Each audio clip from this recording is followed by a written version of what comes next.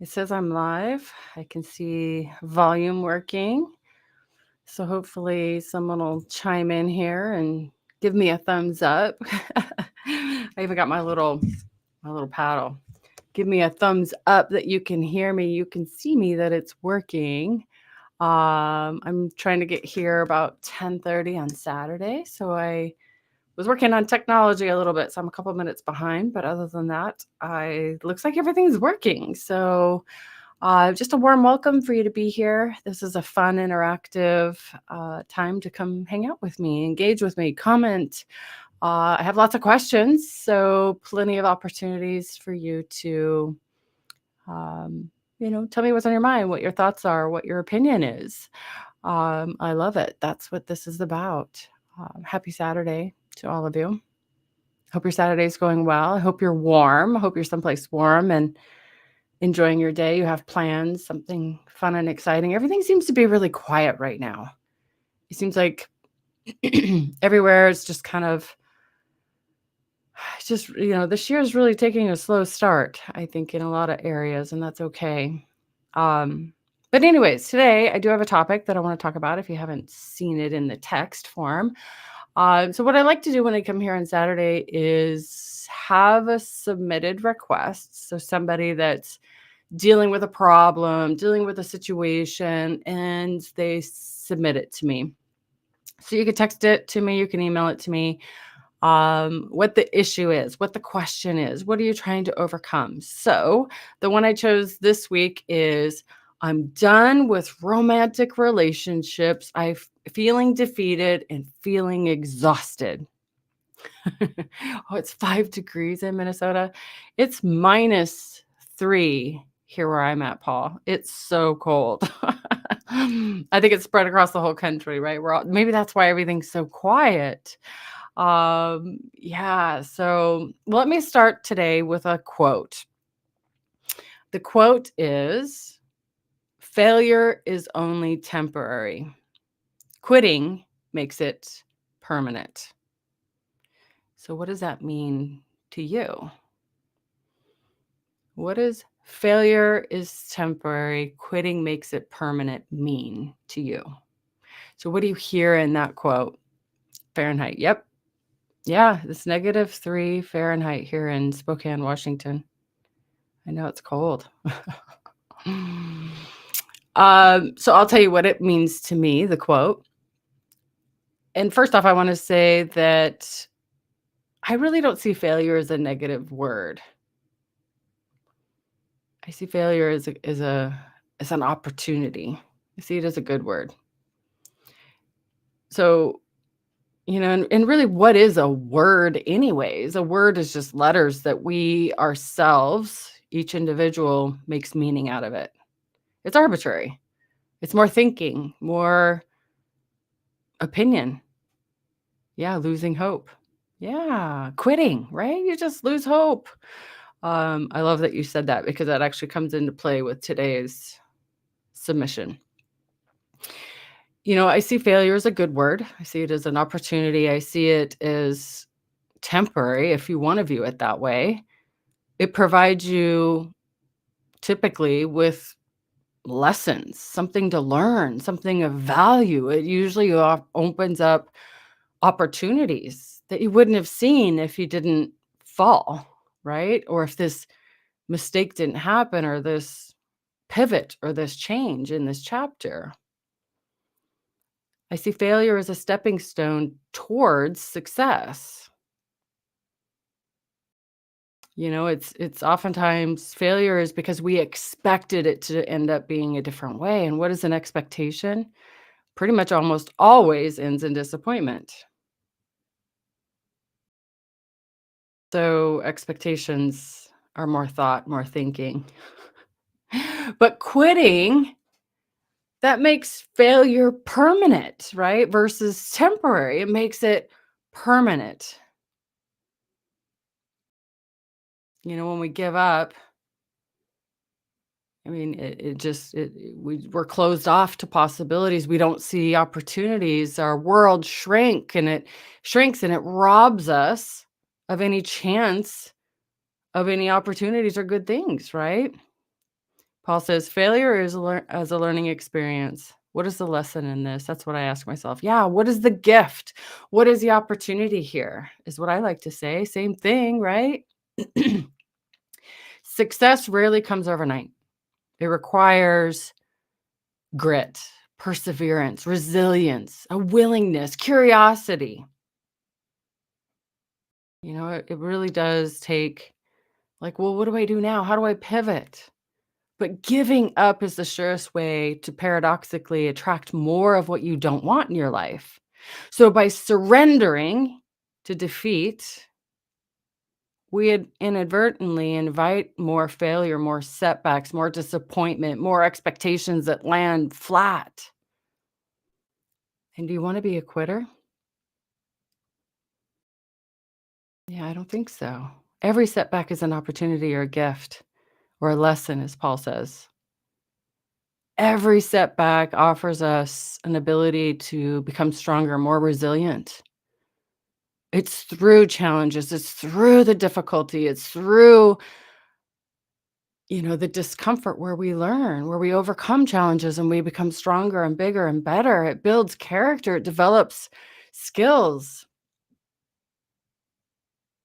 And ultimately, you will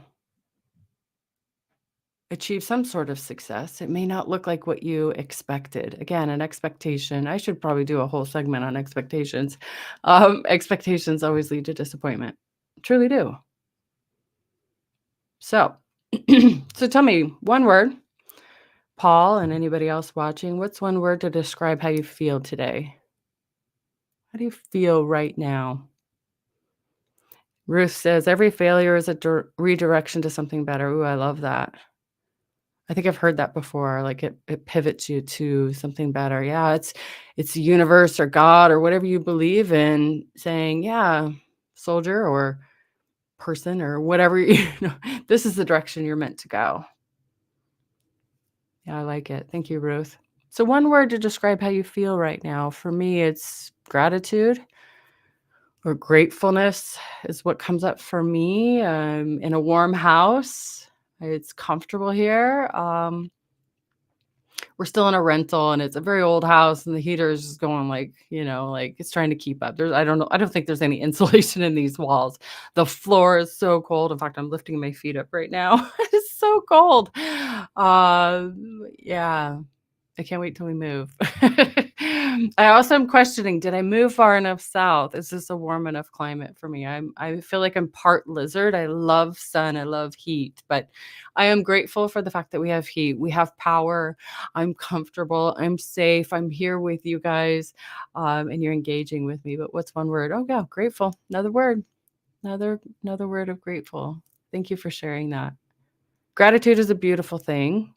It's something I reach for quite frequently. I feel like it's a really powerful word. It's got a lot of energy, a good positive energy behind it. I mean, just thinking the word grateful, I feel my rhomboids, the muscles in between my shoulder blades just melt. It just feels so good.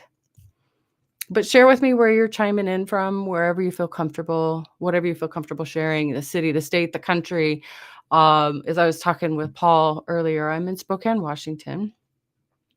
So a lot of people get Spokane confused with Seattle, I think. They think like, oh, isn't it dark and gloomy there and rainy? No, I'm on the other side of the mountain range. It's very dry compared to Seattle. Right now it's blue sky. It's a beautiful blue sky and -3 degrees Fahrenheit. So it's a little cold. Like I said, it's really quiet. I think everybody's like hunkered in and staying indoors. 3 below is no big deal to me. I lived in Alaska for 30 years, but it's been basically 6 years since I've lived there. So I'm climatized to this, and so 3 below does feel a little cold. Yeah, but I'm Catherine Hood. Some of you that have worked with me or know me as Coach Catherine. I have a passion uh, for serving people. I serve individuals and small groups to help them define what happiness is for them and help them achieve it. I struggled a lot throughout my life trying to figure out what happiness was for me. I was searching for it, seeking it for it, looking for it. working myself to the bone. I was looking in all the wrong places. So I deeply, deeply love working with individuals in small groups and defining what it is and helping them achieve it in a way that feels really good. I understand the importance of having someone non-biased and being a part of your journey because, just like me, I struggled finding what happiness was, and I was looking in all the wrong places. And when I work with clients, it's usually pretty quickly that they realize that they have more control, more power over their life than what they really realized. And I wish I had that. I do now. I have coaching every Thursday. I love getting coached. I love coaching. I see so much value in it. It's truly allows you to have this space where you can talk to someone with, deep trust, and they hear what you're saying and they point out your blind spots in a way that allows you to grow, kind of like what we were talking about with failure. It's seeing failure as a good thing and seeing it as a way to see things differently and experience life differently. So I love coaching people. I coach people on all sorts of different topics. Today is about relationships, and it is one of my favorite topics, to be completely honest with you. But I coach people on all sorts of topics. Primarily right now, I have a lot of clients that are struggling in communication and relationships of all sorts, intimate and working relationships, family relationships, and people that are trying to make friends. I work with a lot of people in habit change. Some people right now are wanting to break habits. Some people are wanting to make new habits. So I work with a lot of people on a lot of different topics, just really people that are struggling on their own and want support and want change quickly and fast and efficiently. And so I love people. I love helping people. I love serving. I love holding space for people and holding them to be accountable and reinforcing that they are worthy, that they are capable. So I love my job. Phoenix, Arizona. Well, then it's got to be warm there. Yeah, I think you're right, Paul. I think it is about 300 miles. I think you're right. Brian's in Phoenix, Arizona. What is the temperature there? Probably like 70. So jealous. So jealous. So I didn't come here last week. I didn't feel well. In fact, I have a little bit of a frog in my throat. Excuse me if I cough. I'm going to try not to.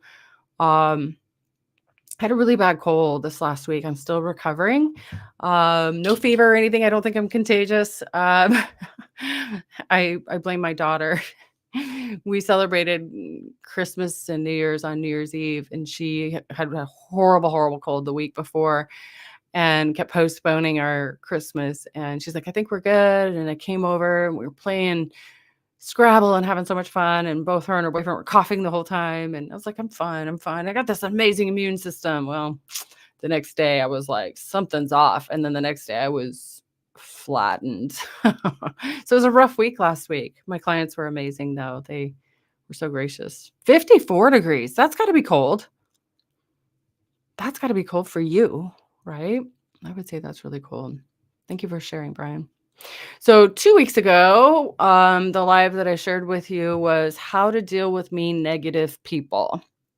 That was a fun topic.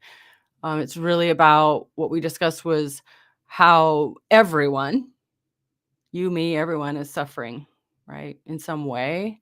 Oftentimes it's in our minds. Some people are struggling with a lot of things, but in one way or another, we're all suffering. And to look at people through the lens of empathy, if I could just summarize it up, it was just really learning how to be empathetic and allowing people to, or giving people space to feel heard, express what's going on, and seek to understand what their reality is. And when we do that, it really holds space for people to feel heard, seen, and important, and then they have more trust in you. And then oftentimes they really speak what's really going on in their life. What's creating them to be angry or mean or upset. And oftentimes when we just give someone an olive branch, if you will, and have them feel good or feel like someone cares, then you build a bond, build a connection with somebody. It could be anybody. I have a great example of my neighbor. I didn't share that last week, but maybe I will in another live. But it's a great story too. So, but give me a thumbs up. that you hear me. Hear me. Everything's good. It sounds like you guys are doing great. I got some comments here. Empathy is a lost art. Everyone wants to make it about themselves and do not actively listen. I think you're right, Brian, in a way, but they don't know that they're doing it. They don't know that they're doing it. I think it's natural and normal for us to be me, me, me, me, me. Um, every animal on the planet is, right? They're all about survival. Our brain is wired to survive, right? I even look at my dog, Tux, if you know me at all. I have a little Boston Terrier. He's almost 10. And they talk about unconditional love, and he's the most unconditional loving dog ever. But it's really true for all animals, right? They're always about me, me, me. When am I going to get my next snack? When am I going to get my water? When am I going to get, it's all about me, me, me. That's just natural. I think empathy is something that we have to learn. Empathy is something I didn't know either, to be completely honest with you, for most of my life. It is a skill that I've learned over the last 10 years that's really what coaching is empathy. It's really what most of it is. So I would say that it's something that I've had to learn, and I wish people were taught that. I would agree with you. Yeah, my biggest growth has come from being selfless and making about others. Yeah, same. 1000% agree. I had no idea. In conversations, I would always dominate the conversation looking back, to be completely honest with you. It's like somebody would tell a story and I was like, "Oh, well, hear my story." Right? And I didn't ask questions to understand more about their story. So now it's the opposite. I'm very much so it's something has to be learned, I think. But anyways, but thank you. Thank you for that. That was really cool to hear from you, Brian. You're so cool to engage with you. But let's break down a submitted question. Let's have fun. Hopefully you guys will learn something from this. This is kind of what I want to do every Saturday for sure. I'm thinking about doing one in the middle of the week too at some point here in the future. Maybe so 2 a week where I come on here live and record it and talk about, someone's issue and how I would as a happiness coach, what I see in the submission and how I would coach around it. And often what I say in coaching is you can't see the spinach in your own teeth. So when I talk about someone's situation, it may be relatable, it may not be, but that's okay. What I cover and talk about, how I break it down, there's going to be some things that you hear that maybe you've never heard before, or maybe things that you have heard before, but I word it in a way that it lands today for whatever reason. And that's what makes it fun, is going through somebody else's scenario where you're not in the muck of it, right? Because when you're in the middle of a problem, a challenge, or a situation, it feels all pervasive. It feels really like you're in a fog, right? Or you're just really in tunnel vision and you just can't see that there's a lot of choice in the situation. So when I coach someone, it's really allows them to have the space to vent, if you will, and give me all their feelings and how they feel and what's going on and what's their experience, what's their reality, that empathy, right? Seeking to understand them, giving them that time in that space. And then I flip the script and say, show them their blind spots, point them out, like, here's where you're possibly, maybe, most likely missing the boat. And what if we looked at it through this lens? What if we looked at it differently? Um, and it's just a playful conversation. If you've never had coaching before from a coach that's incredibly skilled and trained, it feels so incredible. It's such a wonderful feeling and a wonderful experience. So I believe in it for everybody. I think that it's very powerful. Coaching is very different than therapy in some senses. And this is a very big generalization and something that's talked about a lot and something I ethically have to bring up with every client that I work with. And they sign an agreement that truly dissects the difference between therapy and coaching. But therapy in general works on the past, unpacking, repairing, healing old wounds. Coaching is very much about helping you move forward powerfully. So I just want to throw that out there. So I'm ready. Let's read this person's submission, and I have some questions to follow and kind of some thoughts to follow along with it. So, all right, here we go. I give up on relationships. I have decided to stop pursuing romantic relationships, feeling defeated and emotionally exhausted at the age of 25. My heart can't take it anymore. No matter what I attempt, it fails to work. I'm constantly ignored, stood up, ghosted. Whether it's in person or online, I'm only met with rejection. There must be something inherently wrong with me that prevents me from getting a date. I try to be authentic, but apparently that's not sufficient. Even when I do manage to secure a date, I'm consistently ghosted and stood up. I listen, I engage in a playful banter, making jokes, I flirt, but none of this seems to matter.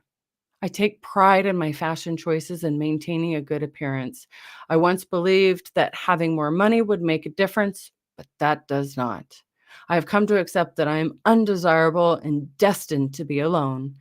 I used to have hope, but life has extinguished that notion from my heart. I am unsure of what to do now as I cannot manage without someone's love. So that's a submission. Yeah, and if by chance you're the one that submitted this and are watching it, or if you're going through something similar, I want to really, say that I get the sense that this is really heavy. It's really heavy, and I'm really truly sorry that you're going through this. Um, and that can feel really, really isolating, right? Frustrating, it comes to mind. But for those of you watching still, what would be a feeling word that you hear in this submission? So, what is one word to describe how this young individual is feeling right now?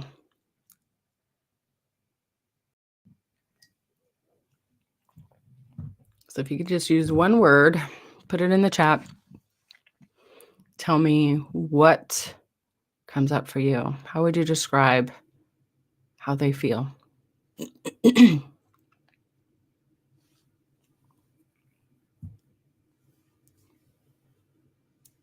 Oh, Paul, I just saw that you used to live in Spokane Valley, so you know very well where Spokane is. Right on. So, with me having the luxury of having this submission in front of me, I can tell you, the actual words that they came up with, but love to hear what you guys are taking from this. So, what I hear is I give up, which in essence is quitting, right? I've stopped pursuing. I feel defeated. I'm emotionally exhausted. I can't take it anymore. Everything fails to work. I feel ignored, stood up, ghosted, rejected. Something's wrong with me. I'm not sufficient. Something's wrong with me. Nothing matters. I'm destined to be alone. I feel alone. I feel no hope, hopeless, unsure. I can't live without someone. So these are really heavy feelings, especially if you feel as though there's something wrong with you, when you feel broken, when you feel not good enough. I feel like those are the worst feelings on the planet. But there's a reason why I point these out, because if it's really imperative for me to understand where my clients are coming from. It's important for me to understand their reality. Um, and we can't fix something that we don't see. So it's imperative that I see how they feel. I feel it in an essence, or have empathy for it. I don't feel it. I don't want to have sympathy. I want to have empathy. But I also understand that our feelings come from our thinking. And this person, even if we're not in a coaching agreement, obviously with a submission, but if I was in an agreement and we were in a coaching session, I would seek to understand more. So where do these feelings come from? What has you feeling these feelings? So I'd want to know where these feelings are coming from, because we feel our thinking. We experience life via thought.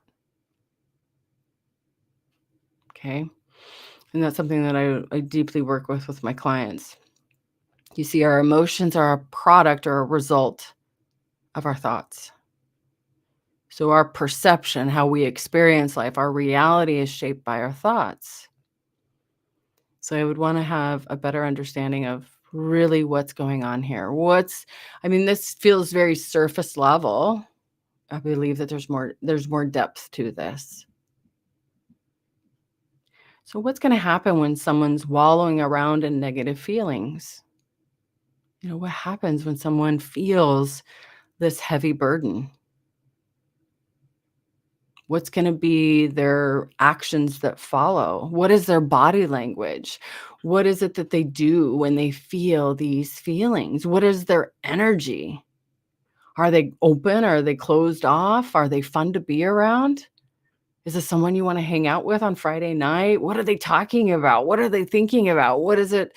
What's going on? Do they have this big dark cloud over them, or are they exciting to be around? Someone that feels like giving up and throwing in the towel and feel broken and not good enough and lonely. I mean, is this how you want to live your life? So when it comes to finding love, what is in your control? What is in your control when you are searching for love? Your actions, right? So if you want to take a positive action forward, what needs to be in alignment? What fuels your actions? Well, your thoughts create feelings. Your feelings generate a mindset that allows you to move forward or not. I usually tell my clients that you can control your thoughts, feelings, and actions. And that's just a real quick way of shifting their mindset. And I know you can't control your thoughts. And they know that too. It's just a quick statement. However, I do know that you can choose what thoughts you fuel. You can choose the thoughts that you grapple with. You can choose the thoughts that you get married to. You can choose what thoughts to hang on to. And you can also let go of the ones that don't serve you. It's a choice. If you place the desire for someone to love you as a priority, is that in your control? Or does that set you up for suffering? Is that an expectation? Well, yes, it is. You're going to rely on something external. You're relying on someone to fill your needs. You're going to rely on another fragile human being with insecurities as well, to ensure that you're happy. And that's unsustainable. That's not a healthy relationship. Never is.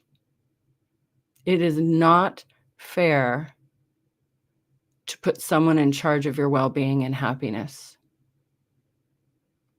It's too much burden for another human being to carry. They are kind of like, 2 weeks ago, our live 2 weeks ago covers that. It's like, you can't place that on somebody. Everybody else has got their own problems and issues that they're navigating, their own wounds and their own problems and challenges and their own mental suffering.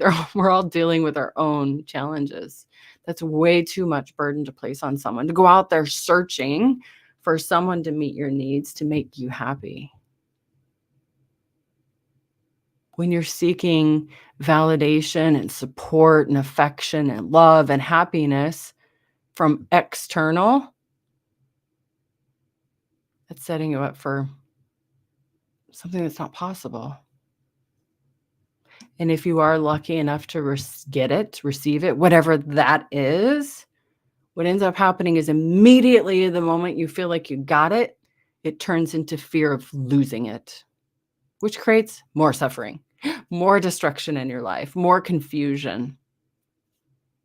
Have you ever met someone who hooked up with someone, met someone, became in a committed relationship with someone, and became instantly controlling, it's because they entered into a relationship for all the wrong reasons.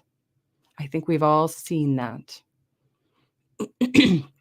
So it's mastering your thoughts to work for you rather than against you is what's going to set you free and enable you to have a healthy relationship with someone else.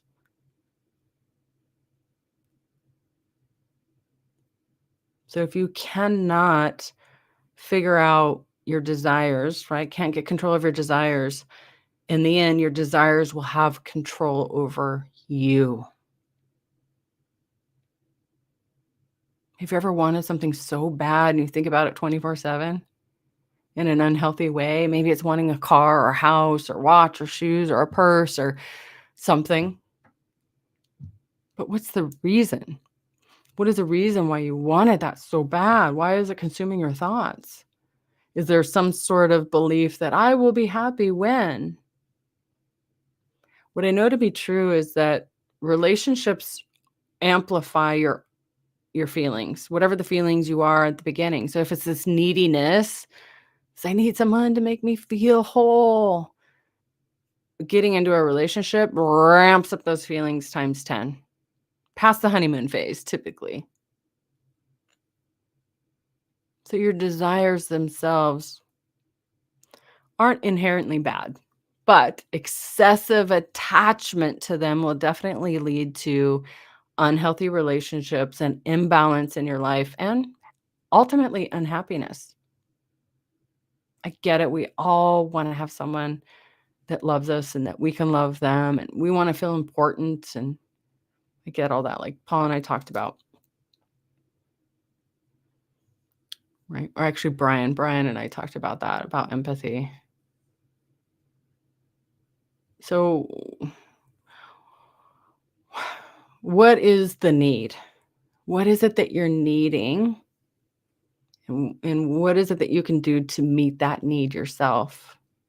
Heal that, repair that, solidify that, take care of that. Because if you don't, it's going to carry over into the relationship and multiply by 10 or 1,000. This is going to become way, way worse. It'll morph into something that's very destructive. And you won't even know it's happening. Just like when I coach people, I coach a lot of people on relationship coaching. If they're married, I'll coach them separately, the husband and the wife separately. And what's crazy about it is one, there's confidentiality. So I never speak about what the other one speaks of, but you would never know that they're married. They never talk about the same thing. It's just two totally different individuals. Again, we're all unique. We're all got our own reality. We're all seeing things differently. Even if it's the same scenario, it's explained completely differently. So it's so imperative to be open and curious to other people's realities. Because sometimes in coaching sessions, it's interesting because they'll sit there and tell me stories and give me proof and evidence it's this way. But both people will do that. And it sounds like a whole different scenario. But, figuring out what it is you need, what's at the root, and I think what it is, wild guess, but you don't feel good enough.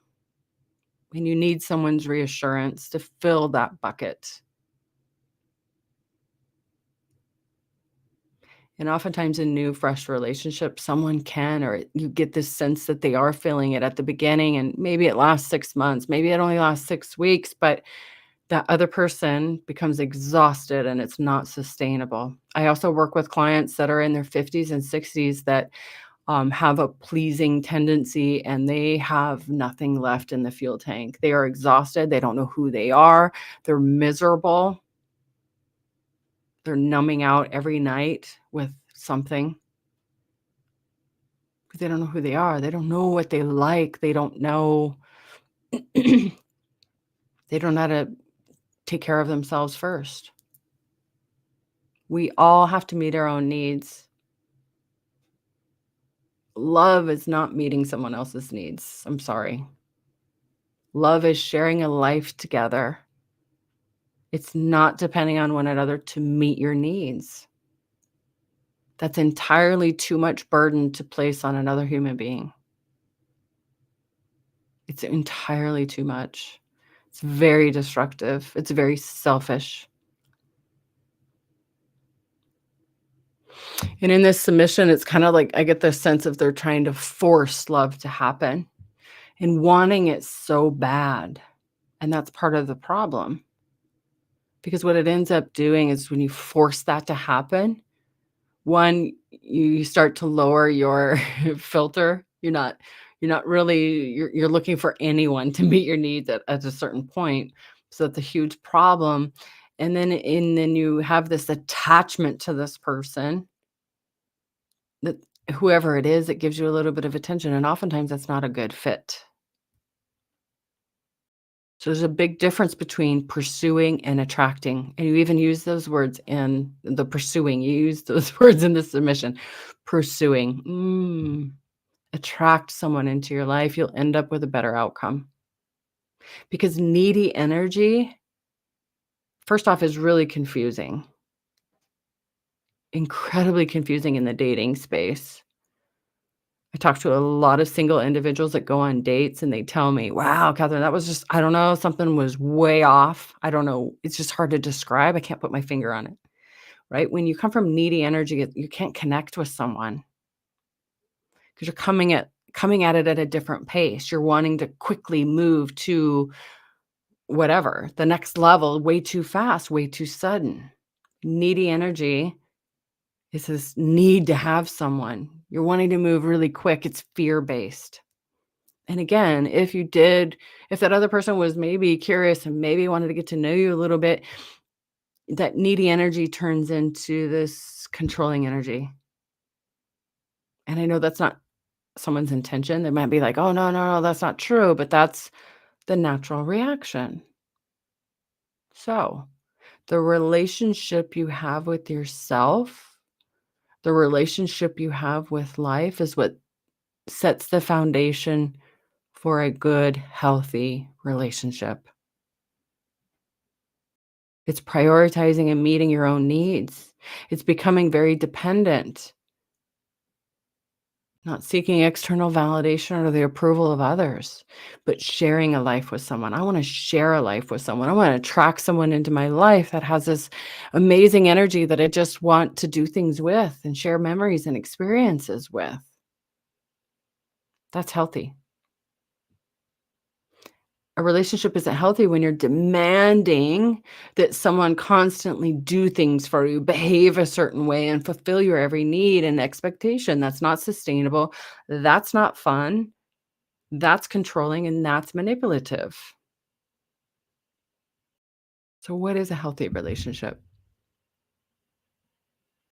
It's being alone and being okay being alone, deeply enjoying your own company, loving life, jumping out of bed excited for the day, that you're ready to face life and see what happens today out of excitement and joy and hope. That's when you're ready for a relationship. That's when you're going to attract someone into your life with the same energy, the same love of life. So it's fixing those challenges, those needs, getting rid of that needy energy. When we desire something really, really bad, it sets us astray. It leads us in a direction we don't want to go. It causes us to be consumed by thoughts that create more suffering. These thoughts will create a future that you don't want. Paradoxically, you'll get more of what you don't want. When you become fixated on desiring something really bad, you get consumed by it. You think about it 24/7. It creates this sense of lack in your life. Not good enough, right? So it's critical, it's crucial, it's imperative to shift your focus away from desiring something, in this case, love. Instead, focus on yourself and prepare yourself for a healthy relationship.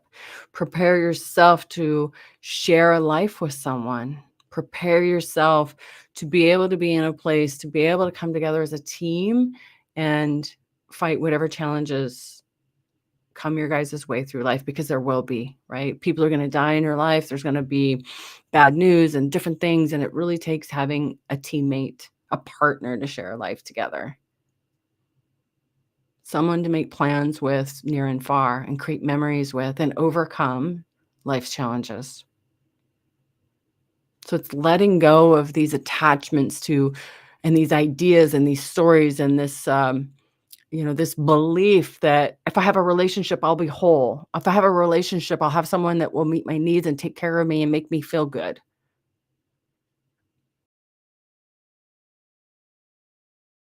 You're not looking for a specific outcome of making me feel whole in a relationship. That's not what a relationship is. In fact, that you will stink in any kind of dating situation.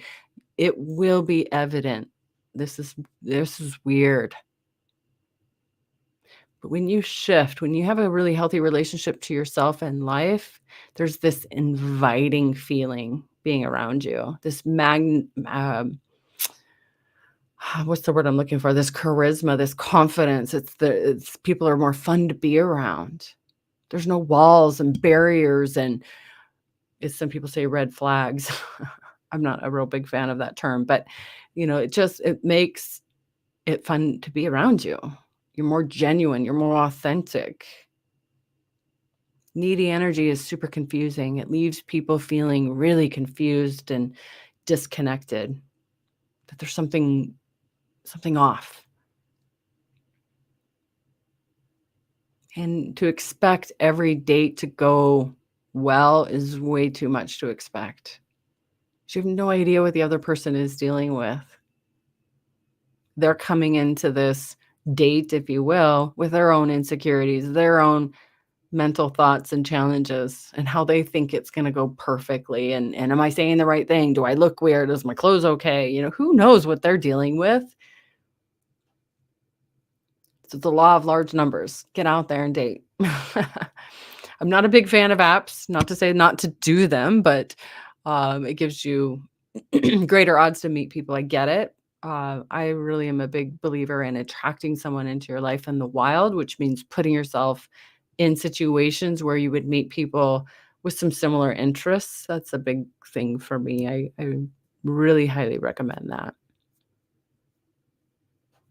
So it's releasing the need to control or manipulate our circumstances. That's what I'm pointing to.